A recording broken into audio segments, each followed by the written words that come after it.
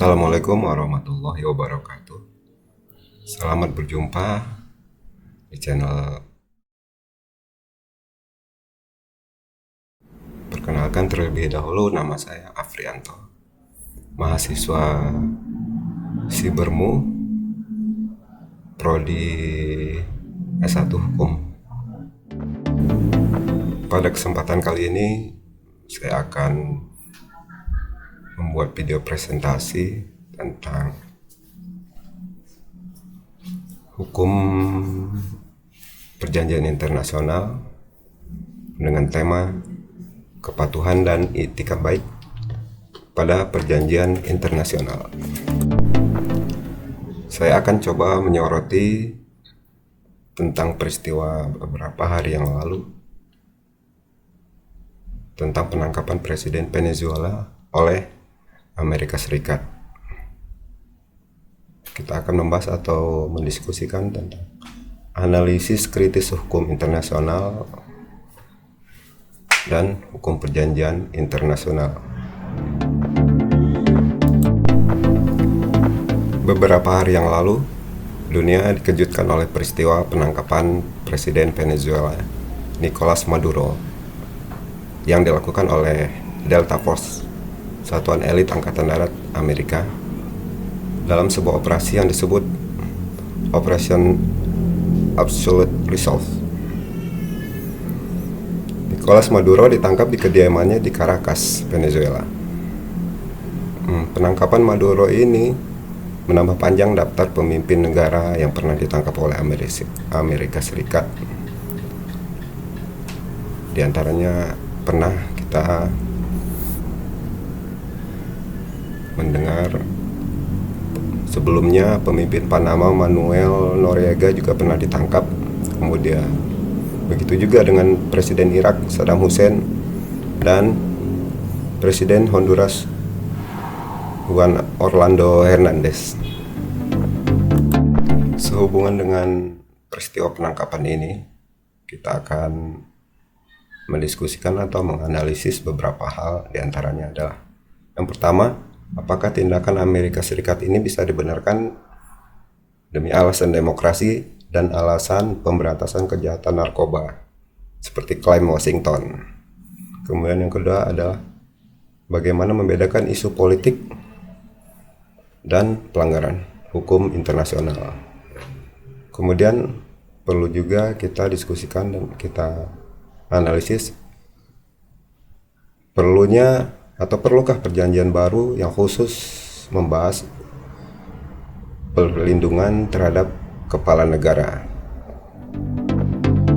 Sebelum kita membahas atau melihat kerangka normatif dalam pembahasan tentang peristiwa ini, kita sama-sama mengetahui bahwa perjanjian internasional itu bisa secara garis besar bisa dibagi dua. Yang pertama adalah perjanjian yang bersifat terbatas, baik subjeknya atau waktu perjanjiannya. Contohnya adalah perjanjian bilateral. Kemudian yang kedua adalah perjanjian yang sifatnya tidak terbatas, yang subjeknya universal atau seluruh negara dan sifatnya tidak terbatas waktu atau berlaku selamanya.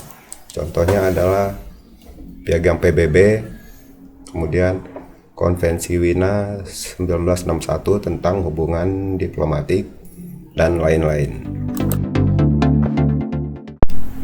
Dalam membahas peristiwa penangkapan Presiden Venezuela ini, kerangka normatif hukum yang bisa kita lihat adalah antara lain, yang pertama, Piagam PBB khususnya pasal 2 ayat 4 tentang yang membahas larangan penggunaan kekerasan terhadap integritas teritorial atau kemerdekaan politik negara lain. Kemudian yang kedua, Konvensi Wina tahun 1961 tentang hubungan diplomatik yang mengatur tentang prinsip perlindungan pejabat negara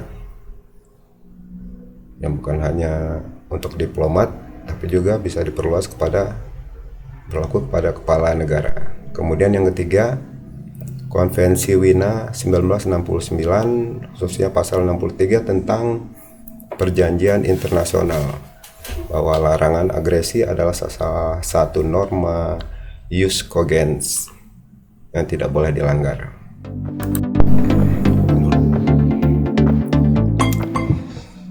Mari kita soroti yang pertama tentang Piagam PBB pasal 2 ayat 4 yang berbunyi, all members shall refrain in their international relation from the threat or use of force against the territorial integrity or political independence of any state, or in any other manner inconsistent with the purpose of the United Nations.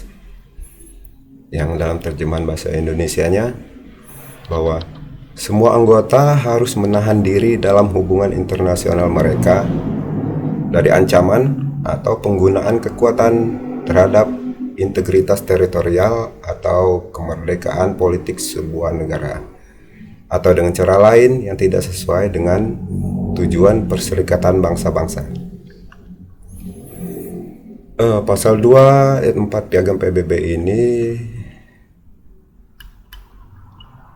menggarisbawahi beberapa hal. Yang pertama adalah larangan penggunaan kekuatan atau force. Negara anggota PBB tidak boleh menggunakan ancaman atau kekerasan militer terhadap negara lain. Kemudian yang selanjutnya adalah perlindungan integritas teritorial, menjaga agar batas wilayah negara tidak dilanggar. Dan poin yang ketiga, perlindungan kemerdekaan politik, menjamin bahwa negara tidak dipaksa atau diintervensi dalam urusan politik domestiknya. Selanjutnya yang perlu kita lihat atau kita kaji adalah bahwa ada prinsip perlindungan yang diatur dalam Konvensi Wina tahun 1961 tentang hubungan diplomatik, yang memberikan perlindungan khusus atau inviolability dan immunity kepada atau bagi kepala negara, kepala pemerintahan, dan menteri luar negeri ketika berada di luar negeri.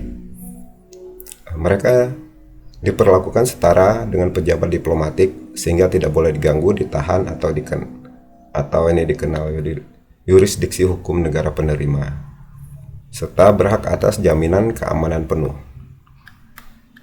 Prinsip perlindungan dalam Konvensi Wina 1961 ini yang pertama adalah inviolability atau tidak dapat diganggu gugat.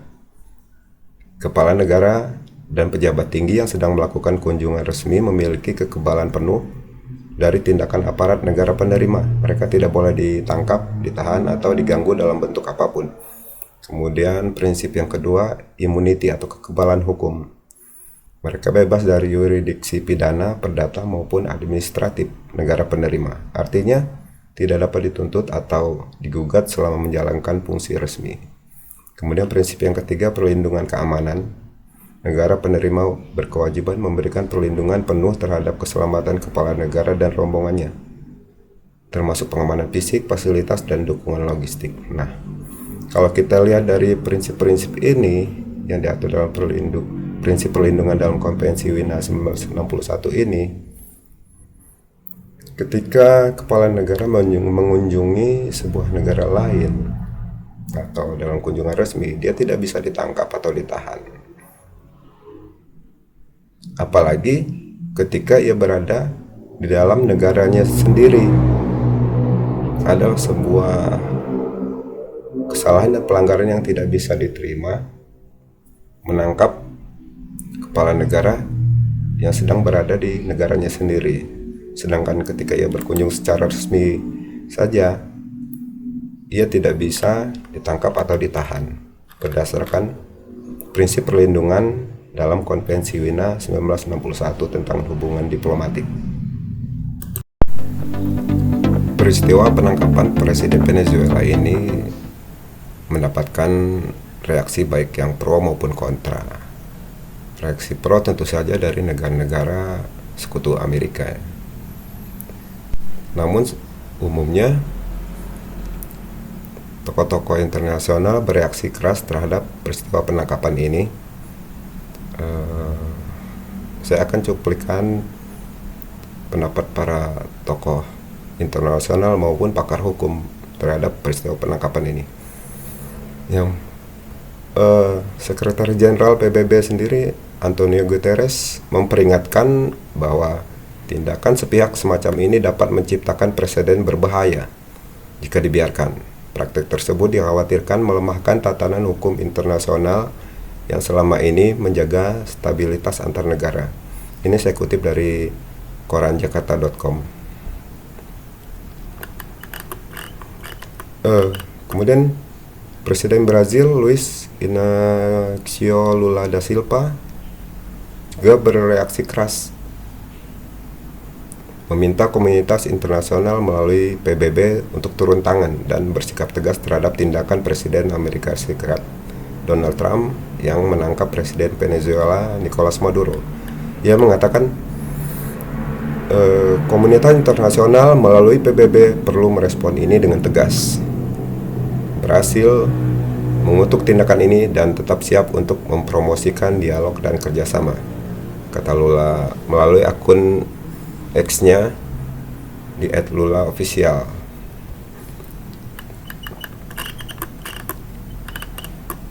Paus Leo XIV juga ikut menanggapi dengan menegaskan bahwa kesejahteraan rakyat Venezuela tetap harus menjadi prioritas utama setelah Presiden Nicolas Maduro ditangkap Amerika, dan menekankan bahwa kedaulatan Venezuela harus tetap dijamin. Hal tersebut ia sampaikan dalam pidatonya setelah doa Angelus di lapangan Santo Petrus Vatikan pada hari Minggu 4 Januari.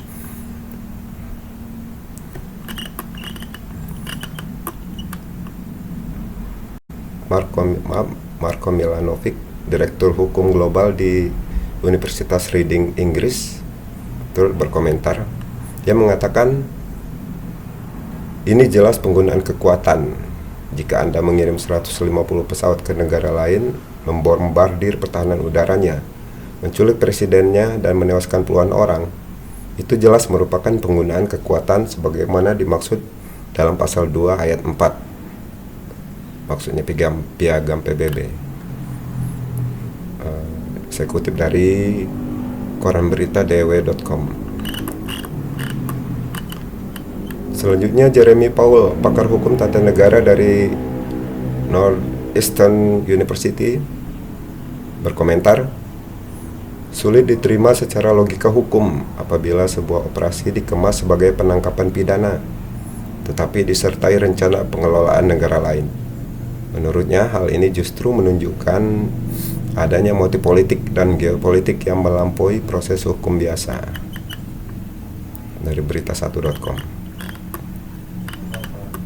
Dari dalam negeri sendiri, Indonesia juga banyak komentar dari pakar hukum. Salah satunya adalah Tengku Reza Shah M.Air PhD, peneliti hubungan internasional Universitas Pajajaran.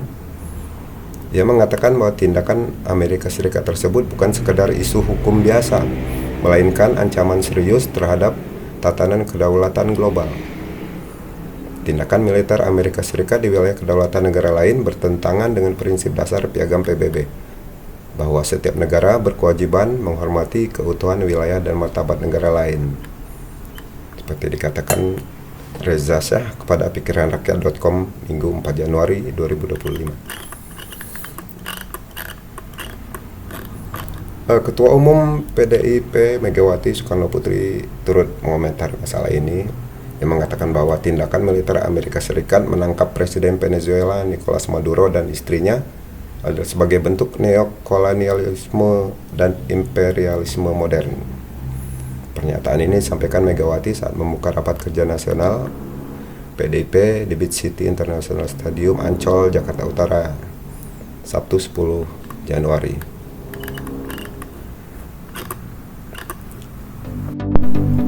Apa konsekuensi hukum dari peristiwa penangkapan Presiden Venezuela ini? Yang pertama adalah serangan atau penangkapan terhadap seorang kepala negara seperti yang dilakukan terhadap Presiden Venezuela ini bukanlah sekedar isu politik domestik, tetapi menyentuh hubungan antar negara yang menyangkut hubungan hukum internasional dan hukum perjanjian internasional. Kepala negara memiliki imunitas internasional atau immunity restriction personae yang diakui dalam hukum internasional. Tindakan terhadapnya bisa dianggap sebagai pelanggaran terhadap prinsip kedaulatan negara. Konsekuensinya adalah tindakan Amerika Serikat ini batal demi hukum karena ini jelas melanggar jus cogens. Amerika Serikat bisa saja dapat dimintai tanggung jawab internasional dan potensi pembahasan di Dewan Keamanan PBB. Tapi tentu saja kemungkinan yang terakhir ini sangat kecil ya, karena Amerika memiliki hak veto di Dewan Keamanan PBB. Jadi apapun yang diputuskan tentang peristiwa ini, apa yang dilakukan Amerika Serikat ini tentu saja jelas akan ditolak oleh Amerika dengan hak vetonya. Kesimpulan yang bisa kita ambil dari peristiwa penangkapan Presiden Venezuela ini adalah bahwa tindakan Amerika Serikat berpotensi melanggar hukum perjanjian internasional. Larangan agresi dan intervensi adalah norma mutlak yang harus ditaati.